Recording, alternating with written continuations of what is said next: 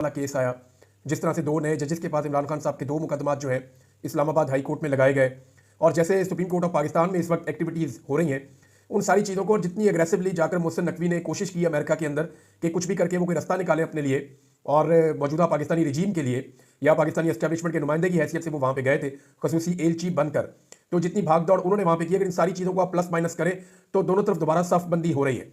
इस मरतबा फ़र्क सिर्फ इतना है कि पाकिस्तान की जो हुकूमत या एस्टेब्लिशमेंट है उनके सर के ऊपर इस मरतबा जो बाइडन का हाथ नहीं है। वहाँ पे अब एक नई हुकूमत आ चुकी है और उन्होंने मेरी इत्तला के मुताबिक अभी तक कोई आसरा नहीं करवाया, कोई ऑफर नहीं करवाई पाकिस्तान की हुकूमत को, कोई पॉजिटिव जवाब अभी तक नहीं मिला। अच्छा, इसमें मैं आपको कुछ चीज़ें बता देता हूँ जो मुझे अब पता चली हैं, क्योंकि मोहसिन नकवी ने जिन लोगों से मुलाकातें की हैं वहाँ पे अमेरिका में, अब चीज़ें बाहर आ रही हैं कि मोहसिन नकवी ने उन लोगों के सामने क्या चीज़ें रखी हैं। एक तो देखिए, मोहसिन नकवी की मुलाकातें वहाँ पे 2 तरह की थी। एक मुलाकातें उन लोगों से थी जिनको सब जानते हैं, जो टीवी चैनल पे भी आपको नजर आई, जो आपको सोशल मीडिया पे और मुख्तलिफ अखबारात में भी तस्वीर आपको नजर आई। तो एक तो मोहसिन नकवी की मुलाकातें वो थी जो आने वाली ट्रंप हुकूमत के साथ वो कोशिश कर रहे थे कोई ताल्लुकात बन जाए।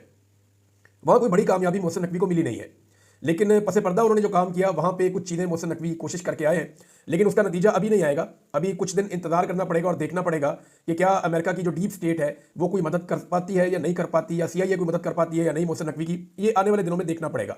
एक तो इन्होंने वहाँ यकीन दिलाया मोहसिन नकवी ने जिन लोगों को ये मिले कि इमरान खान साहब के ऊपर जितने केसेज हैं वो तमाम क्रिमिनल चार्जेज हैं और वो खालिसतन ऐसे केसेज हैं जिनमें एस्टेब्लिशमेंट का कोई लेना देना नहीं है। तो जिनको भी मिले उनको ये वाली बात का यकीन दिलाया।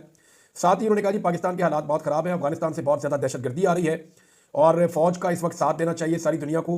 पाकिस्तान में स्टेबिलिटी के लिए बहुत ज़रूरी है कि पाकिस्तान जो है वो इस लड़ाई को जीते, और अफगानिस्तान वाले मामले के ऊपर भी उन्होंने फोकस रखा, क्योंकि वो ये समझते हैं कि अमेरिकन की एक अफगानिस्तान को लेकर एक अलग किस्म की राय है, तो इस पर हम कोई उनसे सपोर्ट ले सकते हैं। एक चीज़ उन्होंने कही थी कि इमरान खान अगर इस वक्त छूट गया या जिस तरह से मुतालबात सामने आ रहे हैं तो फिर इमरान खान एक डिक्टेटर में कन्वर्ट हो जाएगा, और फिर वो किसी की बात, इन्होंने वहाँ पे क्लेम किया कि इमरान खान नहीं सुनेगा, और इमरान खान को एक खतरनाक और फनेटिक आदमी के तौर पे मोहसिन नकवी साहब ने वहाँ पे पोर्ट्रे किया। हालांकि इमरान खान साहब का एक बड़ा सॉफ्ट पहलू भी है। देखें, उनकी जो वो स्पोर्ट्समैन है, स्पोर्ट्समैन जो है वो सॉफ्ट लोग होते हैं, यानी वो दिल के बेहतर लोग होते हैं। फिर इमरान खान जो है वो इमदादी सरगर्मियों में हमेशा काम करते रहे हैं, चाहे फ्लड्स आए, चाहे कोई मुसीबत आए, पाकिस्तान में हर जगह पे वो पेश रहे।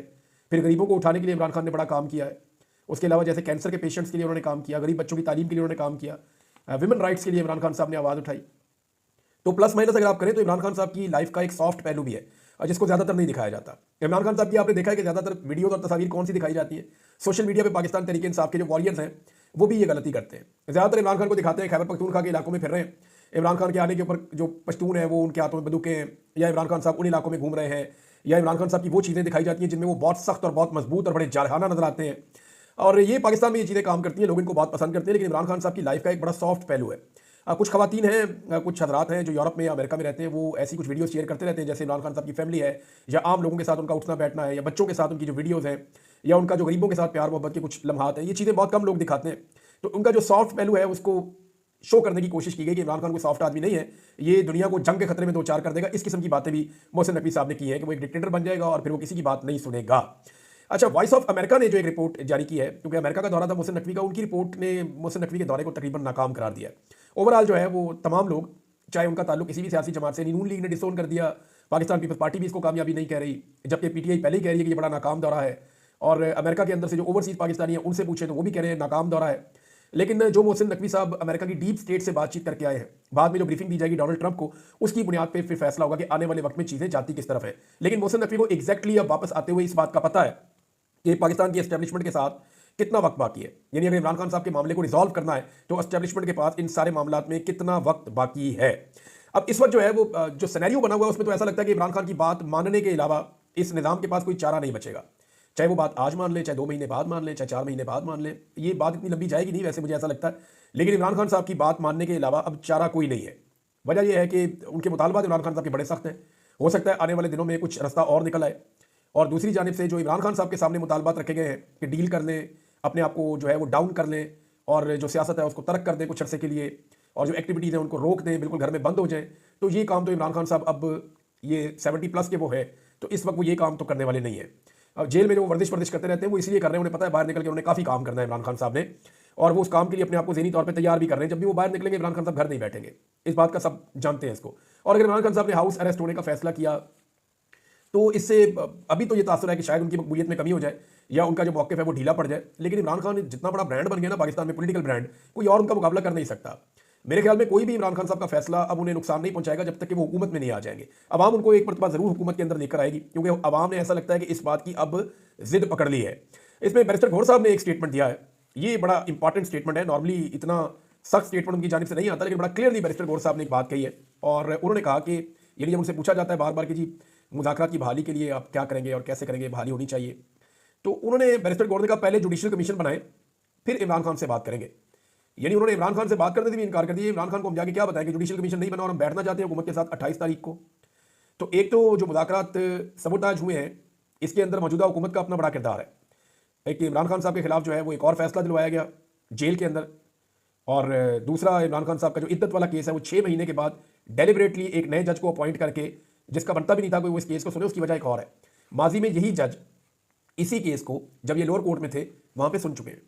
जब एक जज निचली अदालत में एक केस को सुन के और उसके बारे में एक खास राय कायम कर लेता है, तो फिर जब उस केस की अपील में आप जाते हैं ऊपर, तो वो जज उसको नहीं सुन सकता। तो उसी जज के पास दोबारा लगा देना, जज साहब को खुद ये केस नहीं सुनना चाहिए, बल्कि ये टॉप 3 जजेस में से किसी के पास जाना चाहिए। लेकिन बदकिस्मती है कि 9वें नंबर के नए जज के पास ये केस लगा दिया गया। इसके ऊपर एक फैसल चौधरी साहब का स्टेटमेंट है जो उन्होंने इमरान खान साहब को कोट करके कहा है। जरा उनका स्टेटमेंट आप सुन लें, आपको आइडिया हो जाएगा कि उनके दिमाग में क्या चल रहा है। फैसल चौधरी साहब कहते हैं कि जो भी इन फस्ताई कुव्वतों का आलाकार है, अगर वो इद्दत जैसा घटिया केस एक कच्चे जज के पास लगवा कर ये समझता है कि इमरान खान इस किस्म की फजूल हरकतों से दबाव में आ जाएंगे, तो वो मुशीर, वो जज और वो अदालत समझ ले कि वो कल भी खड़ा था, वो आज भी गैर मुतज़लज़ल है और वो कल भी नहीं झुकेगा। मेरे सामने एक दिन एक साहब ने कहा कि अगर आप ना माने तो वो बीबी को सजा देंगे, तो इमरान खान ने कहा कि देनी है तो 100 बार दे दें, ना बुशरा बीबी ना मैं कभी आमराना कुव्वतों के सामने झुकेंगे, और ये बात मेरे सामने दोबारा कभी मत करना। इमरान खान साहब ने बड़ी सख्ती के साथ ये बात की थी कि मुझे जो ब्लैकमेल करने की जो कोशिश की जाती है वो ये बात मेरे सामने दोबारा तुम करना ही ना। ये फैसल चौधरी साहब का स्टेटमेंट है। पाकिस्तान तहरीक इंसाफ ने मुज़ाकरात खत्म कर दिए हैं और इमरान खान साहब ने अपनी टीम में तब्दीलियां शुरू कर दी हैं। इसका मतलब यह है कि इमरान खान साहब को अब इस बात का आइडिया है जेल के अंदर बैठ के, क्योंकि मुतीउल्लाह जान साहब ने और एक दो और सहाफ़ियों ने एक चीज़ और रिपोर्ट की है कि इमरान खान साहब का जब अखबार और टेलीविजन ये चीज़ें रेगुलाइज हुई हैं, और तो फिर इमरान खान ने हंसते हुए एक दिन कहा कि लगता है कि डोनाल्ड ट्रंप अमेरिका में सदर बन गया है। जो बाइडन की सख्ती इमरान खान साहब के ऊपर से हट गई है।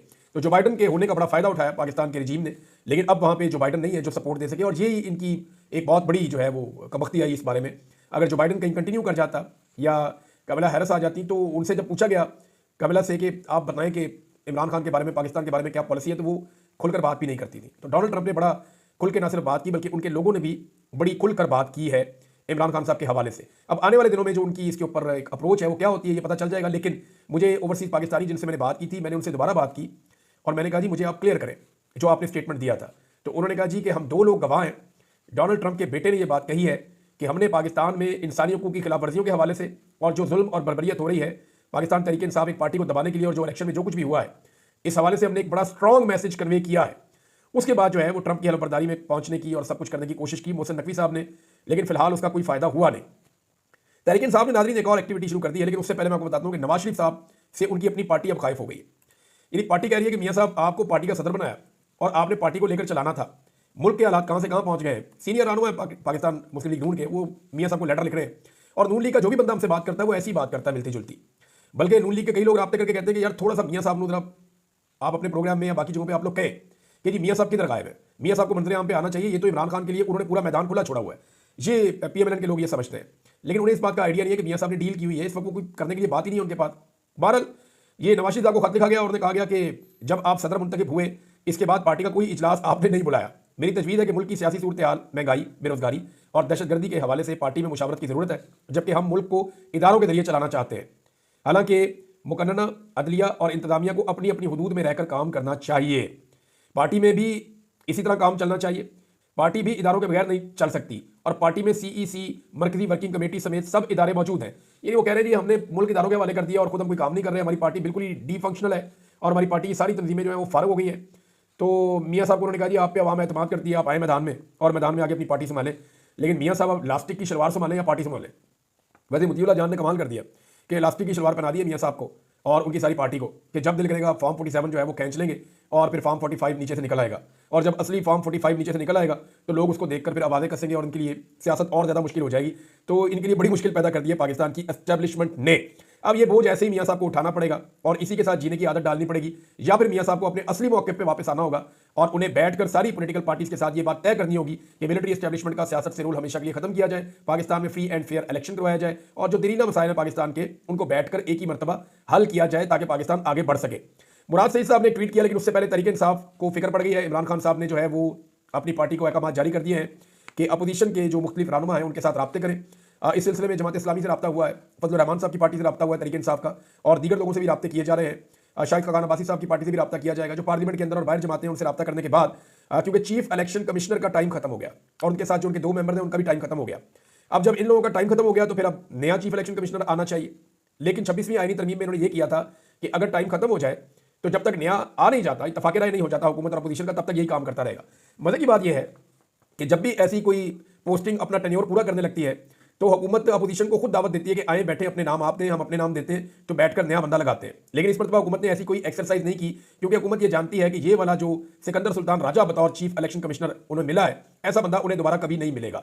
ये नून लीग को भी बहुत सूट करता है, पीडीएम की सारी जमातों को सूट करता है और एस्टैब्लिशमेंट की भी आंख का तारा है। तो जो इस आदमी को कहा उन्होंने किया। अब 3 इनके ऊपर बड़े इल्जाम पाकिस्तान तहरीक इंसाफ ने लगाए। नंबर 1, सूबाई असम्बलियों के इंतखाबात इन्होंने बर वक्त नहीं करवाए। हालांकि जनवरी 2023 में इमरान खान साहब ने खत्म कर दी थी हुकूमत, तो ये फरवरी, मार्च अप्रैल या मई तक, या मैक्सिमम 15 मई का तो टाइम भी दिया था अदालत ने, तो मैक्सिमम मई जून तक इलेक्शन हो जाने चाहिए थे।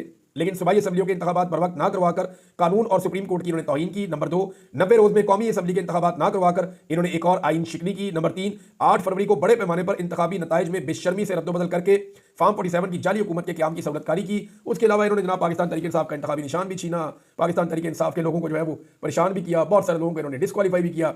जितने भी आपके ज़िमनी इलेक्शन होते हैं सारे धांधली करके ये जिस जमात को दिल करता है, पीडीएम की जमातों को ये पकड़ा देते हैं, उनके हाथ में फार्म 47। तो इन्होंने बड़ी तबाही फेरी है और इनका नाम तारीख के अंदर हमेशा याद रखा जाएगा, सुनहरी नहीं स्याह हरूफ के अंदर।